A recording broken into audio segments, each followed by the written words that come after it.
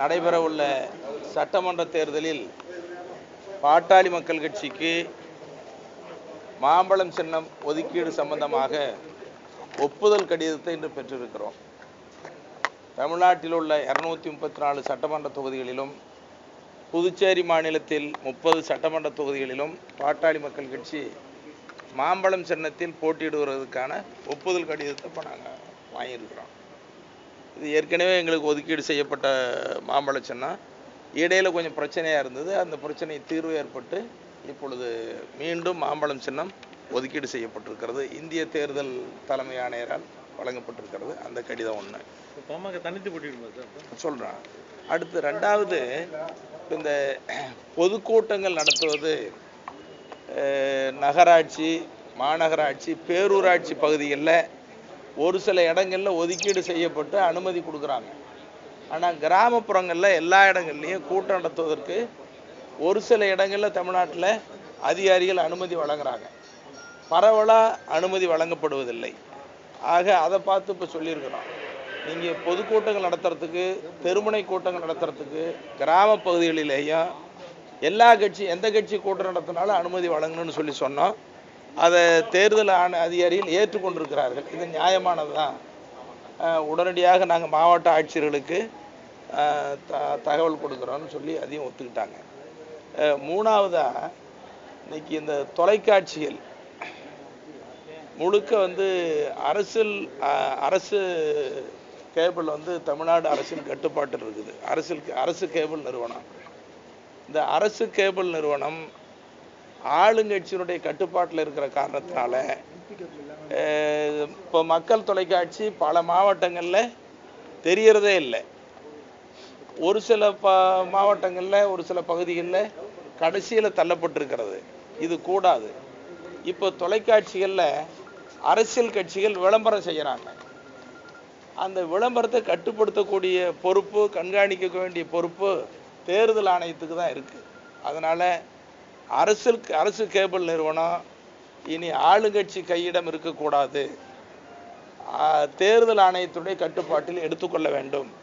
அதை எடுத்துக்கொண்டு தேர்தல் முடிகிற வரைக்கும் இந்த தொலைக்காட்சி நிறுவனங்களை கட்டுப்படுத்தக்கூடியது, விளம்பரங்களை கண்காணிக்கக்கூடிய பொறுப்பை தேர்தல் ஆணையம் தான் கையில் எடுத்துக்கணும். எடுத்துக்கிட்டு ஒவ்வொரு தொலைக்காட்சிக்கும் அலைவரிசை நீங்களே ஒதுக்கீடு பண்ணுங்கள்.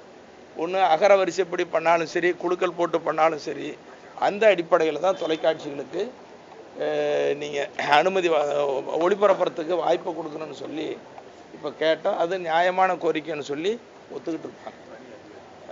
இதுக்கு ஆளுங்கட்சி கட்டுப்பாட்டில் இருக்கக்கூடிய கேபிள் அரசு கேபிள் நிறுவனத்துக்கு தனி அதிகாரி போடணும். ஒரு தேர்தல் பார்வையாளரை போல ஒரு மூத்த அனுபவமுள்ள நடுநிலையான ஒரு IAS அதிகாரி போடுங்கன்னு கேட்டிருக்கிறோம். இது 3 தான் முக்கியமான பிரச்சனையா. தேர்தல் அறிக்கை தயாராகிடுச்சு, மிக விரைவில் வெளியிட போகிறோம். வேட்பாளர் பட்டியலும் தயாராக இருக்குது, மிக விரைவில் அதையும் வெளியிட போகிறோம். இல்லை இல்லை, பாரதிய ஜனதாவோடு ஒரு மாதத்துக்கு முன்னால், 1.5 மாதத்துக்கு முன்னால் பேசினோம். அவங்களும் பேசினாங்க. இப்போ பேசலை. தனித்து போட்டின்னு சொல்லி அறிவிச்சிட்டாலும் இன்னும் தேர்தலுக்கு காலம் இருக்கு. உங்களோட ஸ்டாண்ட்ல மாற்றம் ஏதாவது வர வாய்ப்பு இல்லை. அதாவது ஒரு ஆண்டுக்கு முன்னாலேயே முதலமைச்சர் வேட்பாளர் அறிவிச்சுட்டு அந்த ஓராண்டு காலத்தில் தமிழ்நாட்டினுடைய வளர்ச்சிக்கு எதெல்லாம் தடையாக இருக்குது, அந்த தடையை நீக்குவது, தமிழ்நாடு வளர்ச்சிக்கு பாட்டாளி மக்கள் கட்சி என்ன செய்ய போகிறோம், அதுக்கு தீர்வு என்னங்கிறதெல்லாம் எங்கள் முதலமைச்சர் வேட்பாளர் 1 வருஷத்துக்கு மேலே தமிழ்நாடு முழுக்கும் போய் சொன்னாங்க. அப்போ முதலமைச்சர் வேட்பாளர் அறிவித்த நேரத்திலேயே பாமக சொன்னது, பாமக தலைமை ஏற்றுக்கொண்டு முதலமைச்சர் வேட்பாளராக மருத்துவர் அன்புமணி ஏற்றுக்கொண்டு திமுக, அதிமுக தவிர எந்த கட்சி வேணாலும் வரலான்னு சொன்னோம். அந்த நிலைப்பாட்டில் மாறுதல் இல்லை. ஆனாலும் கூட நாங்கள் இன்னும் எந்த கட்சி கூட பேசலை, மற்ற கட்சிகளும் பேசலை.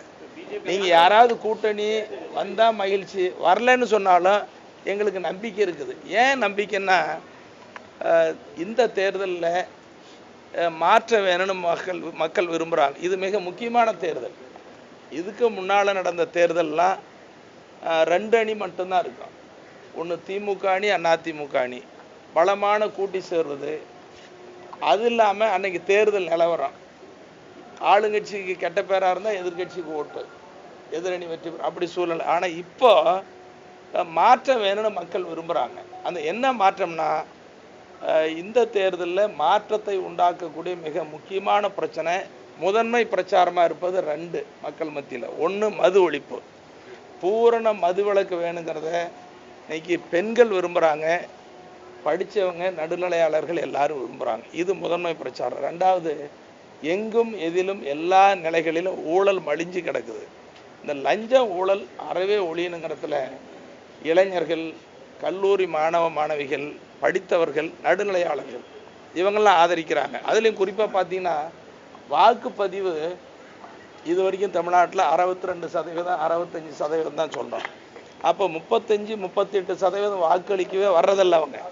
ஏன்னா யாருக்கு போய் ஓட்டு போடுறது அப்படின்னு சொல்லி ஒதுங்கியிருந்தாங்க.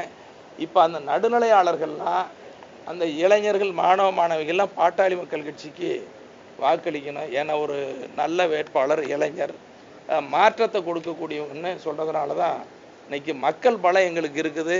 மக்கள் பலத்தோட, மக்களை நம்பிக்கை, தன்னம்பிக்கையோட பாட்டாளி மக்கள் கட்சி இந்த தேர்தலை நீங்க சொன்ன மாதிரி திமுக அதிமுக அணி மட்டும்தான் கடந்த கால தேர்தல்களை வந்து சந்திச்சது. இன்று மண்டல கூட்டணி தேமுதிக வந்து தங்களை வந்து 3வது அணியா வந்து அவங்க சொல்லிக்கிறாங்க. இதை நீங்க எப்படி பாக்குறீங்க? இல்லை, அதாவது இதில் முதல் அணி, 2வது அணி, 3வது அணி, 4வது அணிங்கிறதே இல்லை. திமுக அதிமுகங்கிறது தமிழ்நாட்டில் இருந்து தொடர்ந்து வந்த அணி. அந்த திமுக அதிமுக அணிக்கு மாற்று அணியா பாமக அணியை பார்க்கணும். இது 2வது அணி 3வது அணிங்கிறதெல்லாம் இல்லை. அவர் வந்து முதலமைச்சர் வேட்பாளரை வச்சு பிரச்சாரம் பண்ண போறாங்க. நேற்று இந்த புதிய அணி உருவாகி இருக்கு. இது நேற்றுக்கே எங்கள் முதலமைச்சர் வேட்பாளரும் சொல்லிட்டாரு, எங்கள் ஐயாவும் சொல்லிட்டாங்க.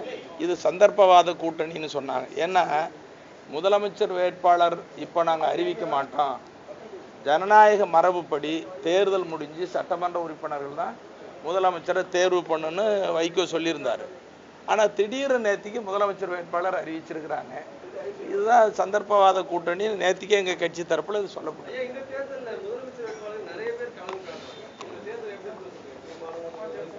இல்லை, இந்த தேர்தலில் நிறைய முதலமைச்சர் வேட்பாளர் களங்கண்டாலும் கூட, கட்சிகள் தேர்தல் களத்தில் இறங்கினாலும் இன்னைக்கு ஒரு இளைஞர், படித்தவர், திறமையானவர், அது மட்டும் இல்லாமல் தமிழ்நாட்டை மேம்படுத்துவதற்கு வழி என்ன, அதுக்கு தீர்வு என்னன்னு சொல்லக்கூடிய மருத்துவர் அன்புமணிக்கு 4 ஆதரவு பெருகி வருது.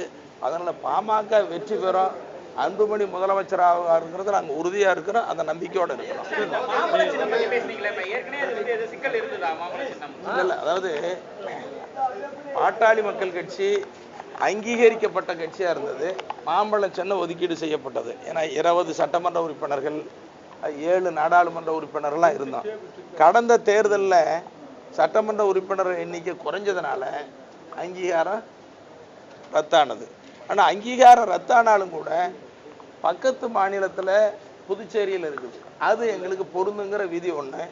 அடுத்த 6 வருஷத்துக்கு பொருந்துங்கிற ஒரு விதி. போன தேர்தல் அங்கீகாரம் ரத்தானாலும் கூட அது 6 வருஷத்துக்கு பொருந்தும். அதனால் பொருந்தது. அந்த அடிப்படையில் தான் மாம்பழம் சின்னத்தை இப்போ எங்களுக்கு ஒதுக்கி.